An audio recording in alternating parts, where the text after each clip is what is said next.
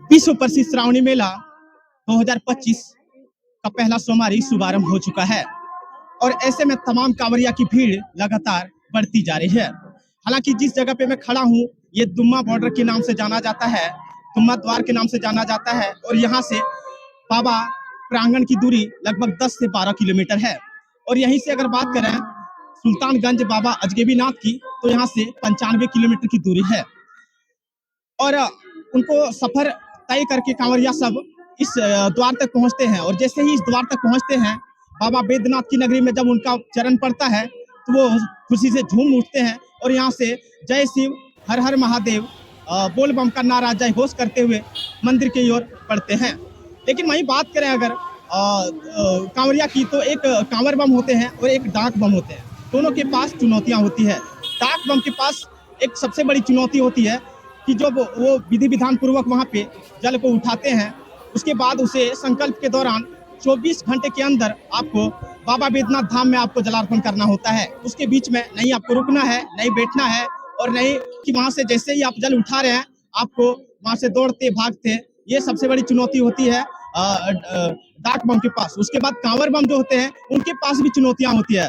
कांवर बम जो होते हैं उनके पास बाबा बैद्यनाथ के लिए एक जल होता है, एक बासुकीनाथ के लिए जल होता है, एक अपने शुद्धिकरण के लिए जल होता है, एक अपने घर के लिए जल होता है और आपके जो घर स्थानीय जो मंदिर है उसके लिए एक जल होता है।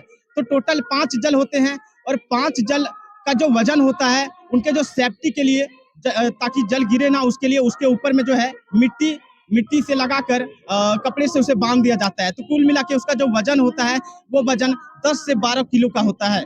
ये उनका कांवर का वजन होता है और हिलकते डुलकते जब वो 105 से 10 किलोमीटर की दूरी को जब वो तय करता है और जब वो 50 किलोमीटर की दूरी पे जब वो आता है और जब उठकर वो चलने की कोशिश करता है तब उनका शरीर काम नहीं करता है। लेकिन बाबा बैद्यनाथ की कृपा होती है और किसी तरह कांवरिया चल आते हैं। तो हमारे साथ कांवर बम है, एक बार हम बात करने का प्रयास करेंगे। बोल बम बम कब निकले थे? बोल बम शनिवार को सुबह 7 बजे। सुबह 7 बजे निकले थे। आज आज बाबा धाम के पावन नगरी में आप जो है सो चरण आपका पड़ चुका है, कैसा फील कर रहे हैं? बहुत अच्छा फील कर रहे, बाबा की बहुत कृपा है कि हम यहाँ तक पैदल चल के आ गए हैं। पैदल चल के आए। कौन कौन है साथ में? हम अकेले हैं बम जी। अकेले हैं? कहाँ से हैं? गोरखपुर से। गोरखपुर से। क्या नाम हुआ? रोहित गुप्ता। चलिए बम जी, बोल बम बम। बोल बम। कैसे हैं? ठीक है बम। कोई दिक्कत? कोई दिक्कत नहीं। कब निकले थे? निकले थे 5 बजे। 5 बजे निकले थे और अभी आप पहुंच गए देवघर में। कैसा लग रहा है? बाबा की नगरी पहुंच गए। बढ़िया लग रहा है। अच्छा लग रहा है। अच्छा लग चलिए तो हम रोकने का प्रयास नहीं करेंगे क्योंकि हम समय का महत्व तो समझ सकते हैं, इसीलिए चलिए बम बोल बम जी, बिल्कुल बोल बम।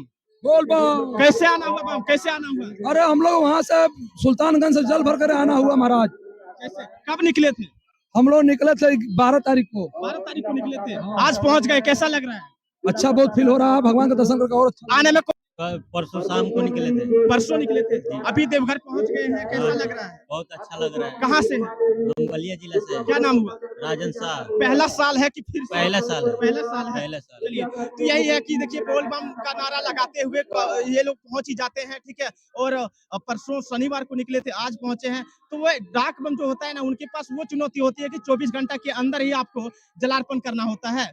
और देवघर प्रशासन की बात करें तो देवघर प्रशासन की ओर से बहुत ही अच्छा मॉनिटरिंग की गई है। हर जगह आपको बारकोड स्कैनर लगेगा। सूचना शिविर, अगर आप खो गए हैं, भटक गए हैं तो सूचना सहायता आप ले सकते हैं। और देवघर के जो श्रद्धालु हैं, देवघर के जो निवासी हैं, वो लोग हर जगह पे अपने परिवार के साथ निकलते हैं और फल मूल जो होता है, नाश्ता पानी जो होता है, हर चीज देने का प्रयास करते हैं।